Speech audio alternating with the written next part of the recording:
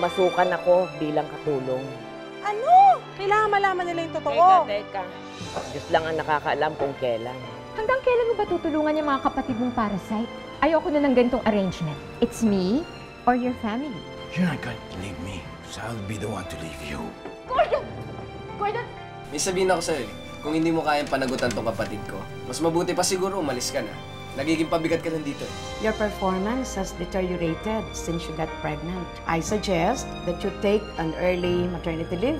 Your other choice is to resign.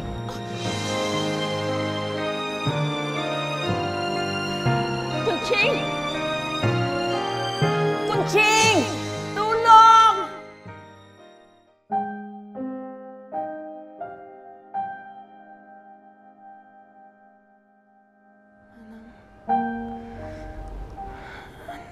Ano nangyari sa akin? Bigla ka na lang hinimatay. Hirap na hirap nga akong daling ka dito sa kwarto eh. Si Bernie ho, nasaan? Hindi pa umuuwi.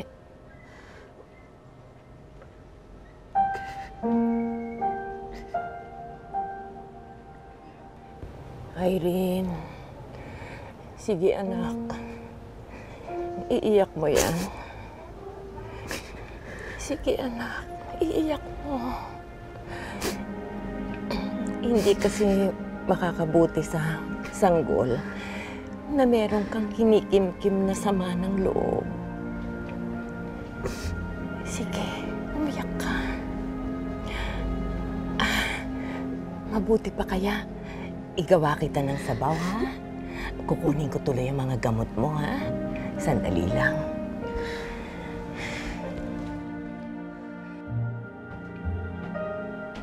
Manang, May kailangan ka pa?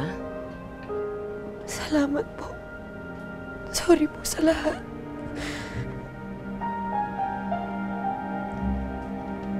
Walang anuman. Sandali lang, ha?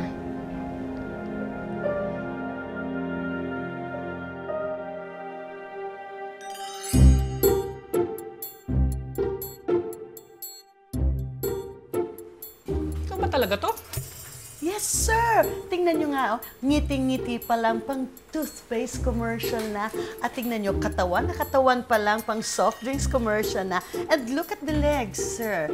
Parang pang shampoo commercial. Shampoo? Yes, sir! Walang dandruff. Tingnan mo, sir. Hawakan mo, sir. Hawakan mo. Huwag na. Ilang taon ka na ba talaga? 20-something? 20 ano? 27? Anong taong ka pinanganak? Uy, sir. Tricky question yan, ha? Sandali. Alam ko yan.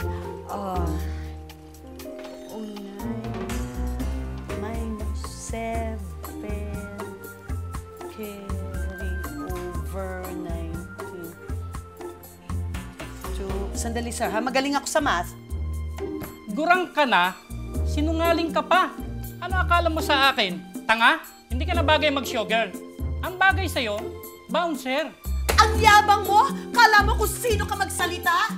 Kung hindi ka pa negro na mukhang kambing na buntis. And you know what? Frankly speaking, I don't give a damn it! Mukhang nakakaiyak yung pinapanood mo. Mas nakakaiyak yung nangyayari sa atin. Babe, gumagawa ko ng magandang paraan. Ninya, konting hintay na lang, anak. Para sa atin. Dadating na ang araw. Para sa magiging baby natin. Paraan? Tayo. Para magkahiwalay tayo? Hindi ka nga man lang tumawag kagabi para magsabing di ka makakauwi eh. Yun siguro yung sinasabi mong magandang paraan. Hindi ko alam. Alanganing oras na. Nagkainuman lang kami ng best friend ko, si Mark. Yung bang tatandaan? Pero umaasa pa Teka, kailan ka nga ba nagpakilala sa akin ng mga barkada mo? Kinakahiya mo nga ako, di ba? Kahit sa pamilya mo, di mo ako pinapakilala. Anong pamilya? Eh wala na akong pamilya eh. Si Happy na lang ang pamilya ko. Pati yun, cargo ko pa. Kaya umaasa ganon. ako na isang araw. So, ganun na tingin mo sa akin? Pabigat lang ako sa'yo. Kasama si Nina. Paano kaya kung ikaw sabi ako pabigat? Hindi ikaw pabigat sa akin. Mabagal pa. Saan ba tayo nakatira ngayon? Di ba dito? Sa bahay namin? Pareho lang ang aking Hindi mo ko naiintindihan eh. Masyado ka kasing sensitive. Hindi ka nakikinig. Hindi ako Tapos wala ka tumigil cellphone. hanggang sa pagod na ako. Tumawag ako kanina dito, walang tao. Para sa gabi, sumasagot. makakatulog na Uwi lang ako, ako. wala ka na. At Umalis ka na. mananaginip na kasama ko kayong dalawa ni Ninya. Sa trabaho. O, tapos Miss ko na kayo ni ganyan, Ninya, hindi ka Michael. makikinig. Sasabi ko sa'yo eh. Kaya sana sagutin mo naman tong sulat ko. Para alam ko na kahit papano, Buhay to. mababasa niyo to.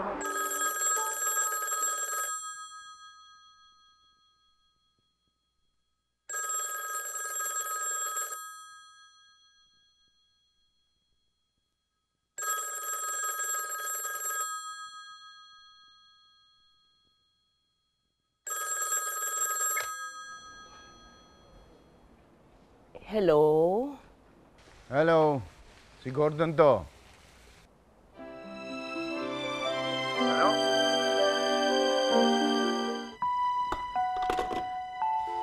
Bastos to ah.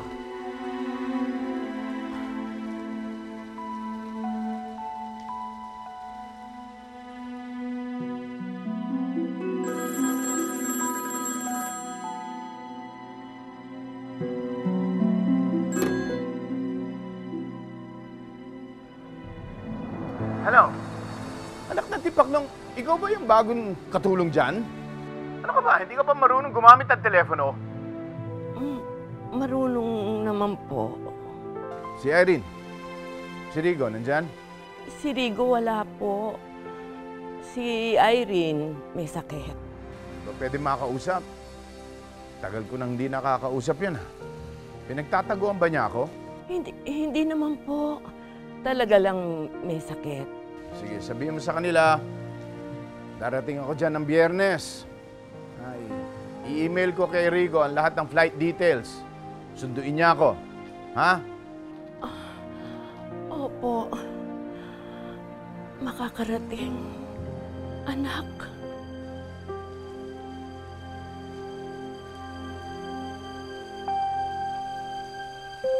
Hello?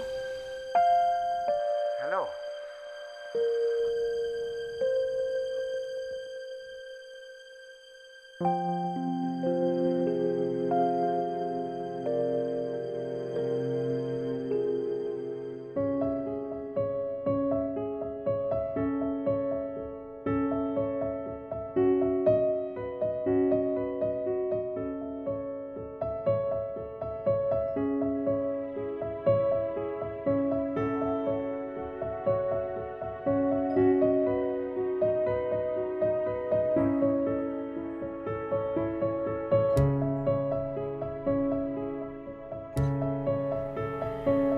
Mula ngayon, wala nang litrato. Wala nang mag-iisip, wala nang magbabanggit, at walang magkukwento tungkol dyan sa babaeng yan. Dahil masama siyang babae. Wala siyang kwentang ina at wala siyang kwentang asawa. Yan ang isaksak mo dyan sa kukote mo.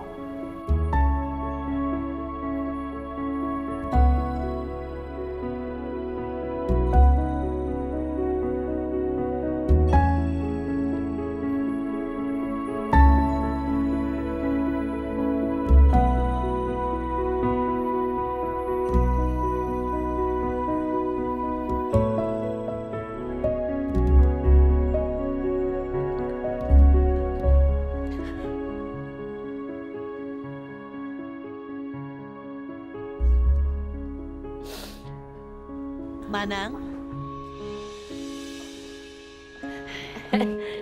Sorry. Hindi ko na malaya ng inyong pagdating. Pasensya na kayo. Okay ka lang, Manang? Napuwing lang ako. Nasaan si Kunching? Ay, naku. Inutusan ni Irene.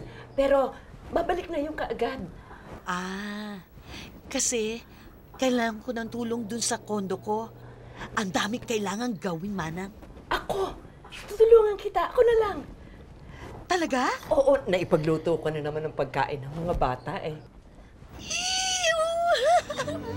Thank you.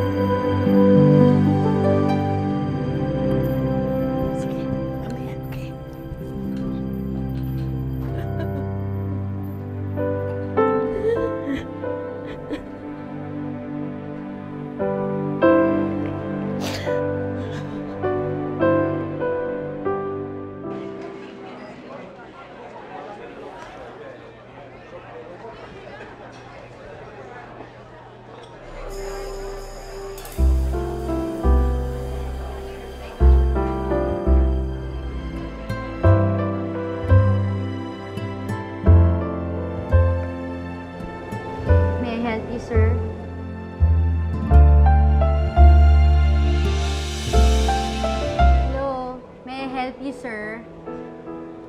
You had me at hello. Hello? May I help you, sir? Oo nga. Sorry. Order ng isang burger, tsaka isang mango shake. Wait lang po, sir. Uy, may sabi nga sa kitchen, isang burger.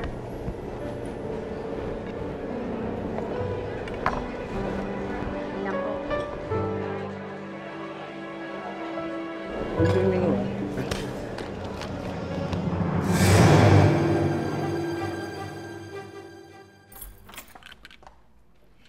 Durang! Welcome to my world, Manang.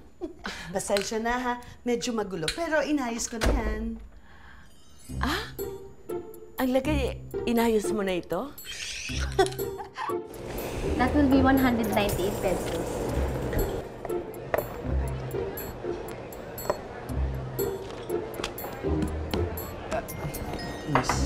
Miss, may problema ako. Nawawala yung wallet ko eh. Ninakawan yata ako. Ano? Oo eh. No, yung wallet ko eh. Nawala bigla eh. Dali, inainom mo na yung shake eh. Oo nga eh. Kumita na po yung gimmick na yan. Bumalik kayo bukas for the payment. Next time, get the payment first before flirting. First warning ka na. Next time, you're fired.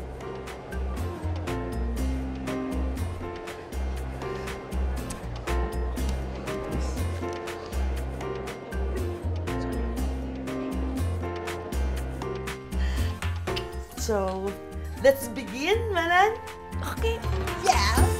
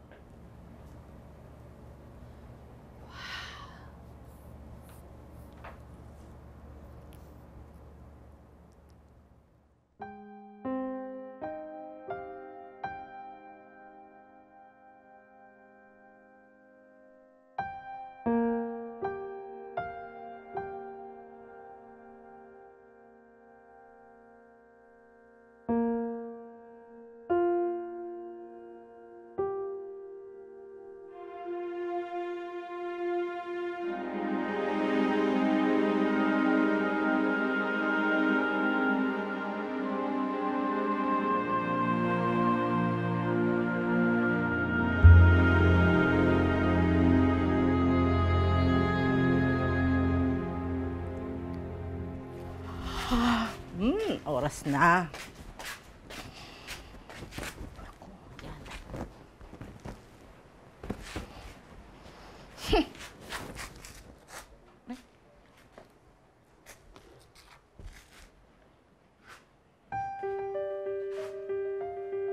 Si Tita Feli pala to eh. Ay, oo nga. Sino yung kasama niya?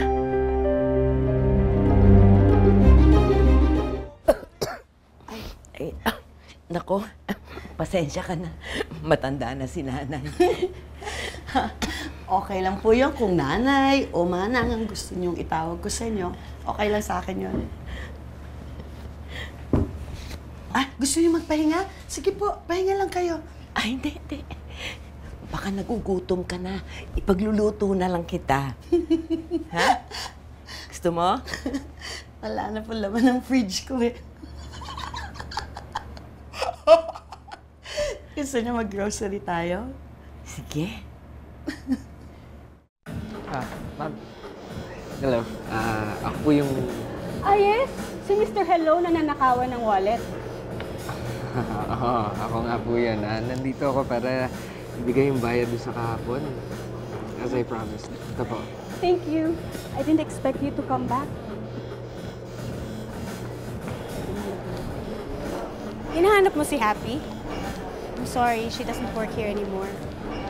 Sinugod kasi siya nung, I don't know, her aunt or something. And I learned she's not 18 yet. She lied in her application. That's why I had to let her go. Saan siya nagpunta? Alam niyo ba? Saan siya nakatira? Baka pwede ko naman malaman. Company policy po. That's confidential. Ganon?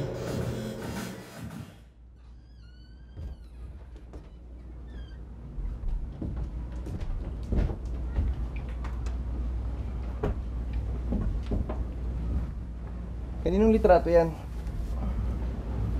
Hindi ko nga alam eh. Pero gusto ko malaman kung sino to. Pero nga ako ng cellphone mo. Wala na yung cellphone ko. Ha? Eh, asan?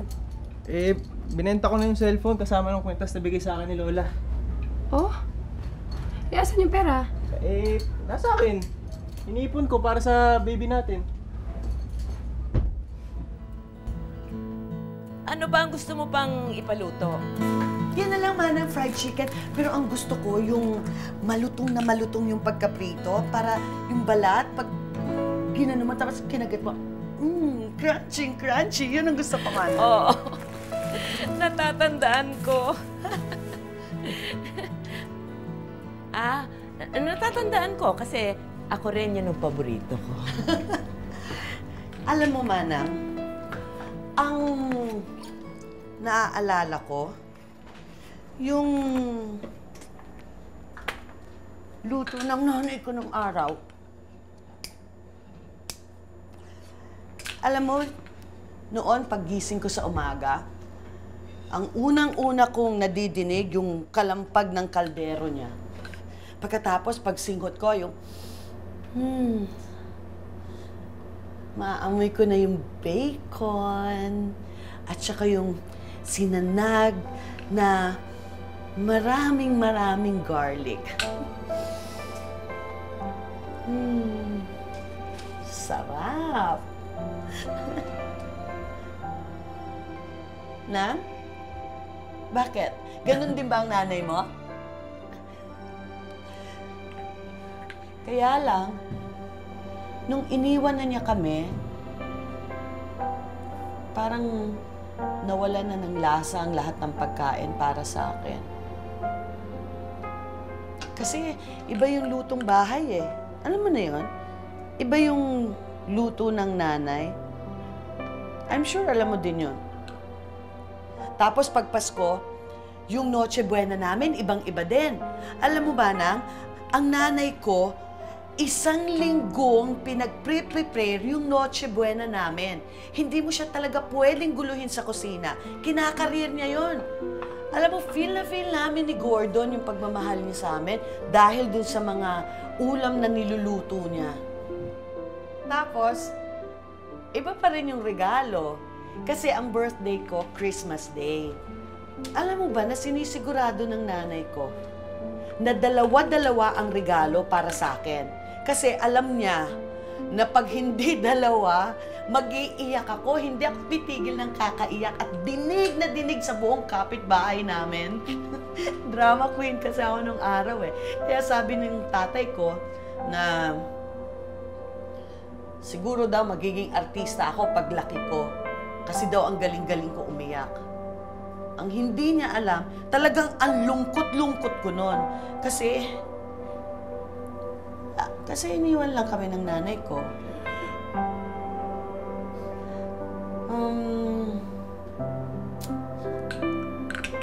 Alam mo, ako ang bunso noon eh. Ang pinakamalungkot kong birthday, tsaka Pasko, yung wala na yung nanay ko. Pero, ganun talaga ang buhay.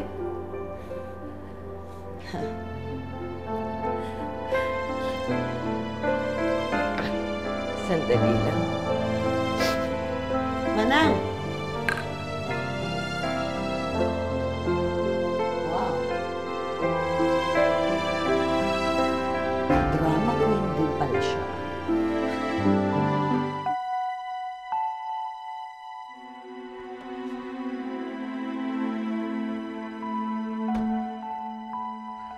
Hey, Kuya! Welcome home! Kamusta? Ikaw? Ito, ganun pa rin. Oo. Walang pagbabago. Bata ka yata. Uy, I like it.